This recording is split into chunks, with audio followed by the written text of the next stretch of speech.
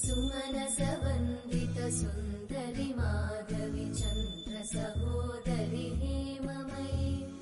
मुनिगणवन्दित मोक्षप्रदायिनि मञ्जुळभाषिणि वेदनुते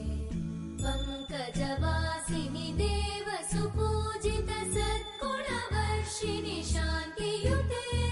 जय जय हे मधुसूदन कामिनि आदिलक्ष्मि जय पालय माम्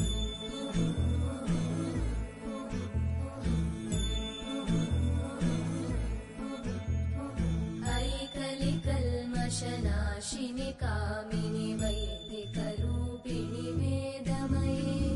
क्षीरसमुद्र